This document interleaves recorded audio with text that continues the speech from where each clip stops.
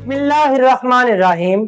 अस्सलाम वालेकुम students, this is doctor Adil और आप देख रहे हैं एलीट कंसेप्चुअल एकेडमी। जैसे कि आप सबको मालूम है कि हम लोगों ने क्लास 11 बायोलॉजी स्टार्ट की हुई थी अकॉर्डिंग टू न्यू बुक, जिसके हम लोगों ने चैप्टर नंबर 2 का आगाज किया हुआ था, जिसका नाम है बैक्टीरिया एंड वायरसेस। आज हम लोग इस वीडियो के अंदर एक टॉपिक का आगाज करेंगे जिसका नाम है इंपॉर्टेंस ऑफ बैक्टीरिया। तो आए बढ़ते हैं व्हाइट बोर्ड की जानिब और आगाज करते हैं अपने आज के लेक्चर का। तो क्लास आज का हमारा टॉपिक है इंपॉर्टेंस ऑफ बैक्टीरिया, यानी कि हम लोग बैक्टीरिया के रोजमर्रा जिंदगी के अंदर क्या क्या अहमियत होती है हम लोग इसको आगे पास स्टडी करेंगे। तो याद रखना इसकी जो इंपॉर्टेंस होती है वो दो एस्पेक्ट्स के अंदर होती है, पॉजिटिव एस्पेक्ट्स के अंदर होते हैं या तो नेगेटिव एस्पेक्ट्स के अंदर होती है। पॉजिटिव लिहाज से इसकी इंपॉर्टेंस क्या होती है, यानी कि हमें बेनिफिट क्या हो रहा होता है, और नेगेटिव सेंस में क्या होता है कि हमें इससे हार्मफुल यानी कि नुकसान क्या हो रहा होता है। तो याद रखना बैक्टीरिया हमारे लिए क्या होते हैं, बेनिफिशियल भी होते हैं, और बैक्टीरिया हमारे लिए क्या होते हैं, हार्मफुल भी होते हैं। हार्मफुल की सेंस में यानी कि कुछ ऐसे बैक्टीरिया होते हैं जो क्या करते हैं, लिविंग ऑर्गेनिजम्स के अंदर डिजीज को कॉज कर रहे होते हैं, और कुछ ऐसे बैक्टीरिया होते हैं जिससे हम लोग क्या करते हैं, बहुत ज्यादा बेनिफिट हासिल कर रहे होते हैं। हार्मफुल बैक्टीरिया के अंदर एग्जांपल आप लोगों ने प्रीवियस लेक्चर के अंदर पढ़ी थी, माइकोबैक्टीरियम ट्यूबरक्लोसिस। ये क्या करते हैं, आगे पर ट्यूबरक्लोसिस यानी कि टीबी जैसी डिजीज को कॉज कर रहा होता है। और बेनिफिशियल बैक्टीरिया के अंदर हम लोग आज इसके अंदर स्टडी करेंगे आगे पर लैक्टोबैसिलस बैक्टीरिया, जो क्या करता है, योगर्ट और चीज की फॉर्मेशन कर रहा होता है। आप लोगों ने प्रीवियस लेक्चर के अंदर एक्टिनोमाइसीट्स को पढ़ा था, जो क्या करते हैं, एंटीबायोटिक्स को बना रहे होते हैं। तो हमारे पास ये क्या होते हैं, हार्मफुल भी होते हैं और बेनिफिशियल भी होते हैं। तो हमारी बुक ने जो ज्यादा फोकस किया हुआ किस पे किया हुआ है, बेनिफिशियल बैक्टीरिया पे किया हुआ है, यानी कि ऐसे बैक्टीरिया को पढ़ेंगे जिससे हमें क्या होता है, बेनिफिट हासिल हो रहा होता है, और जो हमारे लिए क्या होते हैं, बहुत ज्यादा बेनिफिशियल होते हैं। याद रखना, अगर मैं बेनिफिट के लिहाज से बात करूं तो बेनिफिट के लिहाज से याद रखना ये ना सिर्फ और सिर्फ ह्यूमंस बल्कि सारे के सारे लिविंग ऑर्गेनिज्म की तरह फायदा दे रही होती है। जैसे हम लोगों ने प्लांट्स के अंदर ही पढ़ा हुआ है, ये क्या होते हैं, आगे पास रूट नोड्यूल्स के अंदर नाइट्रीफाइंग बैक्टीरिया पाए जाते हैं। तो ये आगे पास प्लांट्स को भी बेनिफिट दे रही होती है, एनिमल्स को भी दे रही होती है, ह्यूमंस को भी बेनिफिट दे रही होती है। इसके अलावा इसकी जो बेनिफिट होती है वो इकोनॉमिकली भी होती है और इकोलॉजिकली भी होती है। इकोनॉमिकली का मतलब होता है मुआशी के लिहाज से, यानी कि मुआशियात के लिहाज से, यानी कि हमारी अमाउंट प्रॉफिट क्या हो रहा है, लॉस क्या हो रहा है। तो हम ये प्रॉफिट भी देते हैं, यानी कि हम लोग बहुत सारी यूजफुल प्रोडक्ट्स बनाते हैं। फॉर एग्जाम्पल पिकल होगी, चीज होगी, योगर्ट होगी, या हम लोग इसको कहते हैं थेराप्यूटिक प्रोटीन्स बनाने के लिए इस्तेमाल भी कर रहे होते हैं। इसके अलावा ये क्या करते हैं, हमें इकोलॉजिकली भी बेनिफिट दे रहा होता है। इकोलॉजिकली हम लोग कह रहे होते हैं कि हमारे इन्वायरमेंट के साथ क्या रिलेशन है। तो इन्वायरमेंट के लिहाज से क्या होते हैं, बायो रेमिडिएशन के जरिए हमारे इन्वायरमेंट को क्या कर रहे होते हैं, क्लीन कर रहे होते हैं। तो ये हमारे लिए क्या होते हैं, इकोलॉजिकली बेनिफिट होते हैं, आगे पास इकोनॉमिकली भी क्या होते हैं, बेनिफिशियल होते हैं। अब हमारी बुक के अंदर जो टॉपिक है उसको इसने 5 पॉइंट्स के अंदर आगे पास अरेंज किया हुआ है। तो हम लोग वन बाय वन आगे पास पांचों के पांचों एस्पेक्ट्स को पढ़ के स्टडी करते हैं। तो हमारे पास पहला पॉइंट है रिसाइकलर ऑफ द नेचर, यानी कि पहले आगे पास पॉइंट के अंदर कहते हैं कि बैक्टीरिया क्या करते हैं, नेचर की रिसाइकलिंग के अंदर रोल प्ले कर रहे होते हैं। What is the recycling? Recycling का मतलब होता है कि पहले कोई चीज थी उसको दोबारा से आगे पास उसमें क्या हुआ, डेफिशिएंसी है, यानी कि किसी चीज ने यूज किया तो उसको दोबारा से पहले वाली यूजफुल हालत के अंदर ले आने के प्रोसेस को आप लोग कहते हो रिसाइकलिंग कह रहे होते हो। और वो वाले जानदार या वो वाली कोई भी चीज जो रिसाइकलिंग करवा रही होती है, this is called as the recycler. Nature हम लोग कुदरत को कह रहे होते हैं, यानी कि नेचर की आगे पर जो रिसाइकलिंग होती है उसको करवाने वाले बैक्टीरिया को हम लोग कहते हैं रिसाइकलर ऑफ नेचर कह रहे होते हैं। याद रखना, हमारे पास जो रिसाइकलर ऑफ नेचर यानी कि रिसाइकलिंग ऑफ नेचर के अंदर हम लोग एक टर्म को इस्तेमाल करते हैं which is called as the biogeochemical cycle. तो यहाँ पे हम लोग स्टडी करेंगे what is the cycle. Cycle क्या होता है, एक ऐसा प्रोसेस होता है जिसके अंदर जो इवेंट्स होते हैं वो बार बार क्या होते हैं, रिपीट हो रहे होते हैं। तो एक साइक्लिक पाथवे जो एक ऐसा पाथवे होता है जिसके अंदर आगे पास इवेंट्स क्या होते हैं, बार बार रिपीट होते हैं, this is called as the cyclic pathway आगे पास साइकिल। और बायोजियोकेमिकल साइकिल क्या होती है, इसको समझने की कोशिश करते हैं कि बायो का मतलब होता है लाइफ, और लाइफ किसकी होती है, जानदारों की, यानी कि लिविंग ऑर्गेनिजम्स की। जियो हम लोग क्या होते हैं, जियोलॉजी आप लोगों ने पढ़ी होगी, यानी कि जियो हम लोग क्या होते हैं, अर्थ को, और केमिकल आगे पास कोई भी केमिकल कंपाउंड, यानी कि आगे पास लिविंग ऑर्गेनिज्म से आगे पास केमिकल कंपाउंड्स का अर्थ की जानिब, और अर्थ से दोबारा लिविंग ऑर्गेनिज्म दोबारा अर्थ की जानिब। This cyclic pathway is called as the biogeochemical cycle. हम लोगों को पता है जितने भी जानवर होते हैं सारे के सारे जो जानवर होते हैं उसके अंदर आगे पास डिफरेंट किस्म के केमिकल कंपाउंड्स पाए जाते हैं। फॉर एग्जांपल कार्बन पाया जाता है, हाइड्रोजन पाया जाता है, नाइट्रोजन होता है, सल्फर होता है, फास्फोरस होता है, ऑक्सीजन होता है। तो कोई भी आगे पास लिविंग ऑर्गेनिज्म की जो बॉडी होती है वो डिफरेंट किस्म के केमिकल कंपाउंड्स पे मुश्तमिल होती है। अब ये सारे के सारे केमिकल कंपाउंड से मिलते कहां से, आगे पास इन्वायरमेंट से, एटमॉस्फेयर से मिल रहे होते हैं। अब जैसे इन्वायरमेंट के अंदर ये आगे पास केमिकल कंपाउंड्स लिविंग ऑर्गेनिज्म हासिल करेंगे तो नेचर के अंदर या इन्वायरमेंट के अंदर इन केमिकल कंपाउंड्स की क्या होंगी, डेफिशिएंसी। अब उस डेफिशिएंसी को पूरा करने के लिए जरूरी है कि हम लोग क्या करें, जो इस्तेमाल हुए हैं उसको करें वापस आगे पर रिटर्न भी करें। अगर इनकी डेफिशिएंसी होती जाएगी तो आपके पास अर्थ के ऊपर क्या होगी, जिंदगी का खात्मा हो जाएगा, यानी कि आगे पास सर्वाइवल वहां पे नहीं हो सकेगा। अब होता है कि हमारे पास जितने भी आगे पास लिविंग ऑर्गेनिजम्स होते हैं उसके अंदर जो केमिकल कंपाउंड्स होते हैं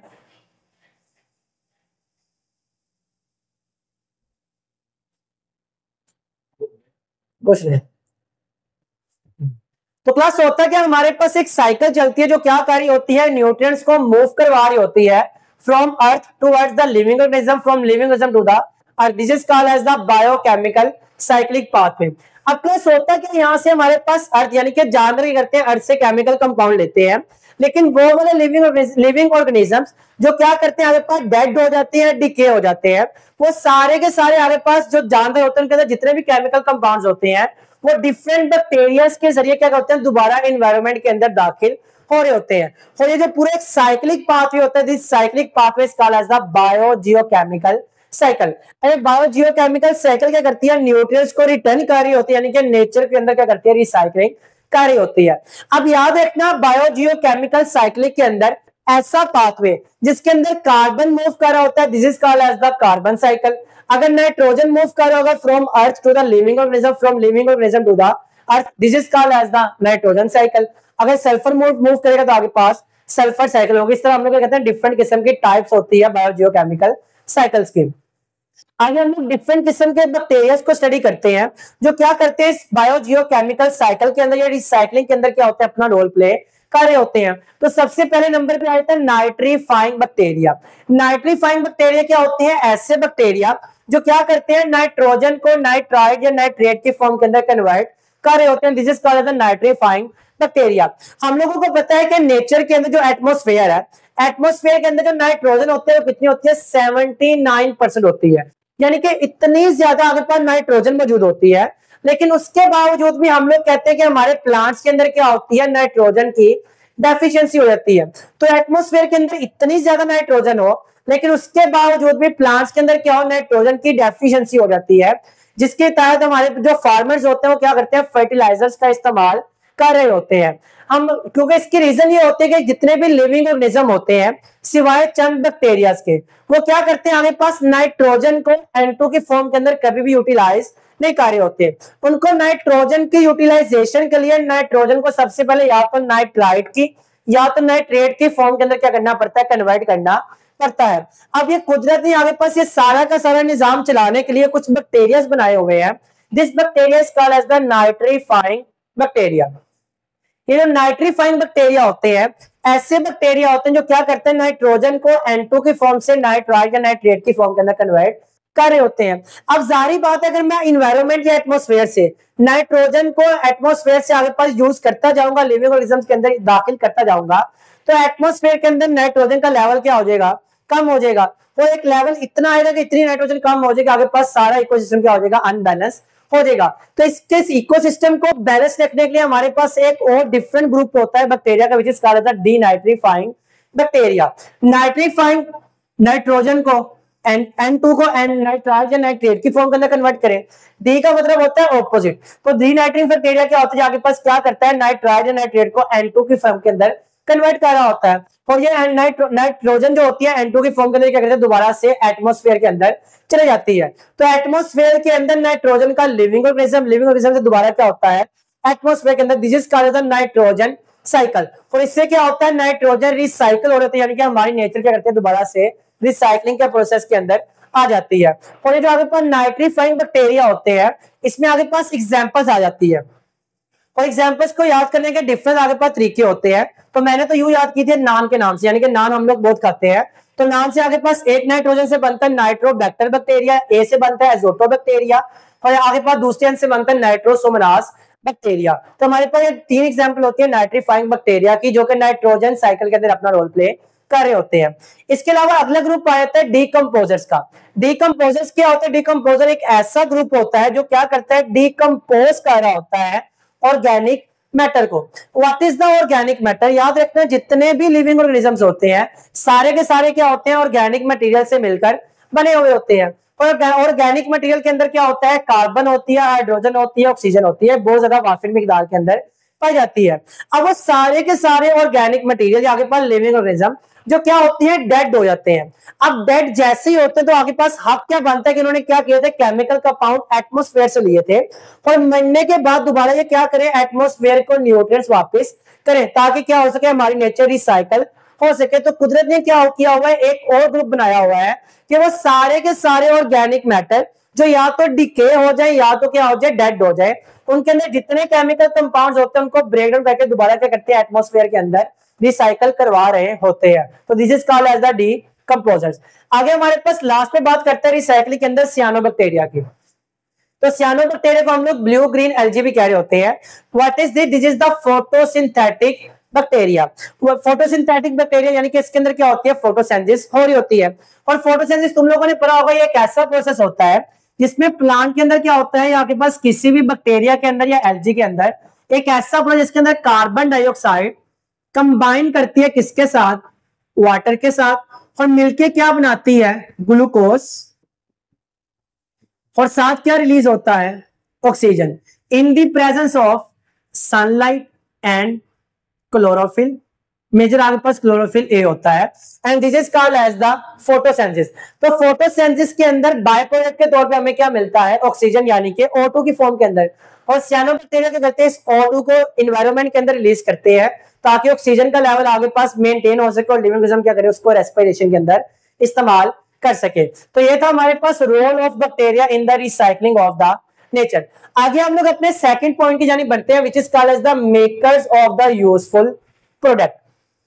मेकर कहते हैं बनाना को, यूजफुल यानी कि हम लोग जो कहते हैं इस्तेमाल के अंदर जो चीजें होती हैं वो वाले प्रोडक्ट्स को बनाना। इसके अंदर हम लोग एग्जांपल के जरिए पढ़ते हैं, which is called as the lactobacillus bacteria, यानी कि एक bacteria which is called as the lactobacillus bacteria.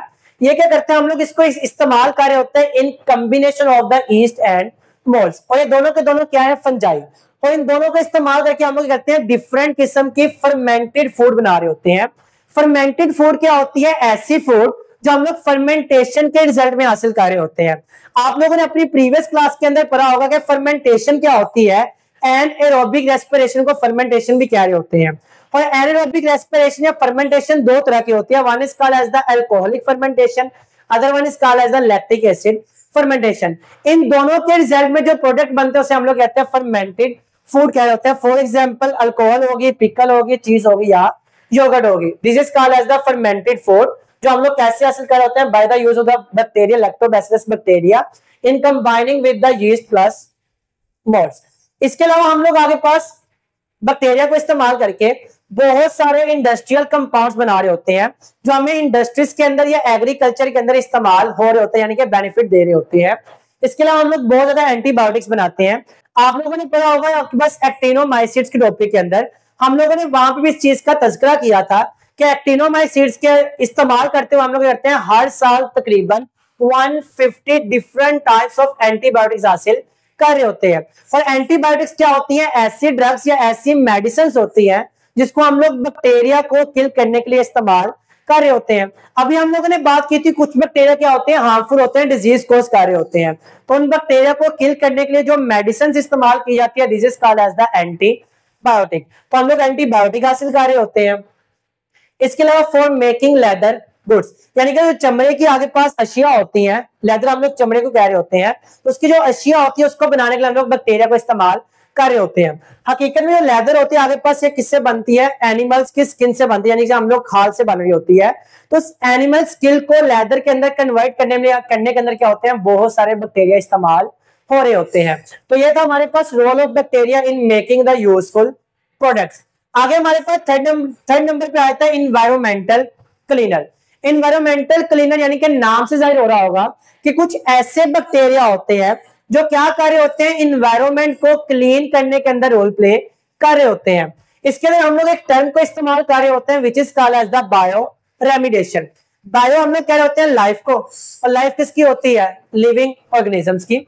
Remediation हम लोग कह रहे होते हैं निजात हासिल कर लेना, यानी कि किसी चीज से छुटकारा हासिल कर लेना। तो यहाँ पे हम लोग रेमिडेशन को आगे पास ले रहे होते हैं in the sense of removal of the pollutants.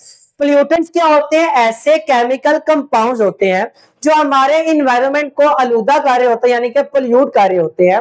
This is called as the pollutants. और पोल्यूटेंट्स को इन्वायरमेंट से फिल्टर कर देना या रिमूव कर देना, this is called as the remediation. और रेमिडेशन के जरिए हम लोग आगे पर लिविंग ऑर्गेनिजम्स को इस्तेमाल करें, और this is called as the bioremediation. यानी कि जानदार किसी भी माइक्रो ऑर्गेनिजम्स को इस्तेमाल करके इन्वायरमेंट में से पोल्यूटेंट्स को रिमूव करने के प्रोसेस को हम लोग कहते हैं बायो रेमिडेशन कह रहे होते हैं। तो बायो रेमिडेशन के अंदर हम लोग करते हैं बैक्टीरिया को इस्तेमाल करते हैं। उसके जरिए क्या होता है, हम लोग जो सैवेज होता है, यानी कि हमारे जितने सैवेज का निजाम होता है, या इंडस्ट्री से निकलने वाला जितना भी टॉक्सिक मटेरियल होता है, या पेट्रोलियम के अंदर जितने भी टॉक्सिक हाइड्रोकार्बन पाए जाते हैं, बैक्टीरिया क्या करते हैं, सबके टॉक्सिक मटेरियल को आगे पास ब्रेक डाउन करते हैं और इसको एक हार्मलेस यानी कि आगे पास अनटॉक्सिक मटेरियल में अंदर कन्वर्ट कर देते हैं। तो एक पोल्यूटेंट्स को आपके पास इनटॉक्सिक कार्य होते हैं, this process called as the bioremediation, क्योंकि हम लोग इसके अंदर बैक्टीरिया को इस्तेमाल कर रहे होते हैं जो कि क्या होता है, लिविंग ऑर्गेनिजम्स होता है। आगे हम लोग इसके अंदर बात करते हैं ऑयल स्पिल्स की। ऑयल स्पिल्स क्या होते हैं क्लास, आप लोगों ने अमूमन सुना होगा कि हमारे पास कुछ कंट्री होती है जो अपने तजारत के लिहाज से ऑयल के अंदर बहुत ज्यादा फेमस होती है। फॉर एग्जांपल ईरान हो गया, या जितने भी आगे पास सऊदी अरेबिया ऐसे आगे पास मुल्क हो गए, इनके अंदर क्या होता है, आगे पास ये तेल की दौलत से मालामाल मुल्क होते हैं, और इनके पास इतना वाफिर मिकदार में ऑयल होता है कि खुद भी इस्तेमाल करते हैं और ये इसकी तजारत भी कर होते हैं, यानी कि डिफरेंट कंट्रीज को आगे पास दे भी रहे होते हैं। अब जितना भी तजारत के लिए जो आगे पास ऑयल ट्रांसफर हो रहा होता है वो होता है समुद्री रास्ते से, यानी कि टैंकर्स के अंदर बढ़ते हुए समुद्री रास्ते से क्या होता है, ट्रांसफर हो रहा होता है। और बाज़ का समुद्री रास्ते में मूव करते हुए क्या करते हैं, आगे पास ऑयल लीक हो जाते हैं। और जब ये टैंकर्स के जो ऑयल के टैंकर्स होते हैं, अगर ये लीक हो जाएंगे तो ऑयल क्या होगा, सारा का सारा ऑयल समंदर के अंदर गिर जाएगा, यानी कि फैलना शुरू कर देगा। अब जैसे आगे पास ऑयल फैलता है तो ऑयल क्या होता है, इंसुलेटर होता है, तो ना तो अपने अंदर से ऑक्सीजन यानी कि गैसेस को मूव करने देता है और ना ही लाइट को मूव करने देता है। अब जहां पे आगे पास ऑयल होगा तो जिस पानी की सरफेस पे होगा उसके अंदर जो आबी मखलूक होंगे, ना तो उन्हें प्रॉपर ऑक्सीजन मिल सकेगी, ना उन्हें प्रॉपर लाइट मिल सकेगी, तो आबी मखलूक क्या होगी, वहां पे आगे पास डिस्ट्रॉय हो जाएगी। अब इस चीज को बचाने के लिए मद्देनजर रखते हुए हम लोगों ने क्या करना होता है, उस फैले हुए ऑयल को वहां से रिमूव करना होता है। अब उसको रिमूव करने के लिए हम लोग क्या करते हैं, सबसे पहले फॉर एग्जांपल ये हमारे पास ऑयल गिरा हुआ है, हम लोग सबसे पहले उसकी एक बाउंड्री बनाते ताकि ये फैले ना। उसके क्या करते हैं, हम लोगों ने बैक्टीरिया का एक कल्चर बनाया होता है लेबोरेटरीज के अंदर, जो क्या करती है स्पेसिफिकली ऑयल के ऊपर अटैक करती है, ऑयल को आगे पास ब्रेक डाउन कर रही होती है। तो हम वो बैक्टीरिया को क्या करते हैं, आगे पास ऑयल के अंदर रखते हैं और वो क्या करते हैं, आगे पास उसकी ब्रेक डाउन करते हैं, वहां से आगे पास ऑयल का स्पिल होता है वो रिमूव हो जाता है। तो इस तरह हमारे पास बैक्टीरिया क्या होते हैं, इन्वायरमेंट को क्लीन करने के अंदर रोल प्ले कर रहे होते हैं। तो फोर्थ नंबर के अंदर हम लोग बात करते हैं बायो पेस्टिसाइड्स। पेस्टिसाइड्स याद रखना, आगे पास बायो कहते हैं लाइफ, और लाइफ किसकी होती है, लिविंग ऑर्गेनिजम्स की। पेस्ट हम लोग कह रहे होते हैं ऐसे आगे पास कोई भी कंपाउंड को, लिविंग ऑर्गेनिजम्स के आगे पास केमिकल कंपाउंड को जो क्या करते हैं, हमारी फसलें तबाह कर रहा होता है, this is called as the pest. और साइड CID किसी भी वर्ड के साथ आ जाए, this is called as the killer, यानी कि पेस्ट को मारने वाला हम लोग कहते हैं पेस्टिसाइड्स। तो अगर मारने वाला कोई जानदार हो, this is called as the biopesticides, यानी कि किसी जानदार को इस्तेमाल करना तो वो क्या करे, पेस्ट को किल कर, this is called as the biopesticide. Example के तौर पे बैक्टीरिया बैसिलस थुरिनजेंसिस, यहाँ पास क्या है, ग्राम पॉजिटिव बैक्टीरिया है which is the soil dwelling bacteria, यानी कि एक ऐसा बैक्टीरिया जो क्या करता है, सॉइल के अंदर सर्वाइव करता है और वहीं पे आगे पर रिप्रोड्यूस कर रहा होता है। और ये क्या होता है, ग्राम पॉजिटिव सेल वहां रखता है और ये क्या करता है, आगे पास बहुत सारे पेस्ट को किल कर रहा होता है और हमारी फसलों को तहफ्फुज दे रहा होता है। तो इनके बारे में कहते हैं क्या होते हैं, बायो पेस्टिसाइड्स क्या होते हैं, इन्वायरमेंटल फ्रेंडली होते हैं, यानी कि क्या करते हैं, पोल्यूशन को कॉज नहीं कर रहे होते। हमारे कदीम वक्तों के अंदर पेस्ट से तहफ्फुज के लिए हम लोग फसलों को करते स्प्रे करते थे केमिकल कंपाउंड्स की, लेकिन वो आगे पास उनके अंदर टॉक्सिक मटेरियल होते थे, वो हमारे फूड के अंदर, वेजिटेबल्स के अंदर चले जाते थे और वो क्या करते हैं, एनवायरनमेंट को भी पोल्यूट कार्य होते थे। लेकिन ये बायोपेस्टिसाइड क्या होते हैं, एनवायरमेंटल फ्रेंडली होते हैं, जिसकी वजह से पोल्यूशन कॉज नहीं हो रही होती। तो क्लास लास्ट में हमारे पास पॉइंट है रिसर्च एंड टेक्नोलॉजी टूल्स, यानी कि जो बैक्टीरिया होते हैं वो क्या होते हैं, आगे पास रिसर्च और टेक्नोलॉजी के अंदर ही बहुत ज्यादा इस्तेमाल हो रहे होते हैं। फॉर एग्जाम्पल हम लोग क्या करते हैं, इसका function of genes and enzyme in the bacteria. अगर हम लोगों ने किसी जीन्स का या एंजाइम का फंक्शन देखना होता है तो बैक्टीरिया के अंदर हम लोग क्या करते हैं, उसके जीन का फंक्शन देख रहे होते हैं। अब बैक्टीरिया को ही क्यों इस्तेमाल किया जाता है टेक्नोलॉजी के लिए आगे पास या रिसर्च के लिए, क्योंकि लेबोरेटरी के अंदर बैक्टीरिया को ग्रो करवाना क्या होता है, बहुत ज्यादा आसान होता है। यानी कि एक छोटी सी डिश के अंदर आगे पास थाउजेंड्स ऑफ बैक्टीरिया इजिली क्या करते हैं, आगे पास ग्रो कर जाते हैं। क्योंकि इसको ग्रो करवाना आसान है, इसलिए हम लोग रिसर्च के अंदर कहते हैं ज्यादातर आगे पास बैक्टीरिया को इस्तेमाल कर रहे होते हैं। इसके अलावा हम लोग बायोटेक्नोलॉजी को इस्तेमाल करते हुए आज इतने एडवांस हो चुके हैं टेक्नोलॉजी के अंदर कि हम लोग क्या करते हैं, insert gene to get therapeutic proteins.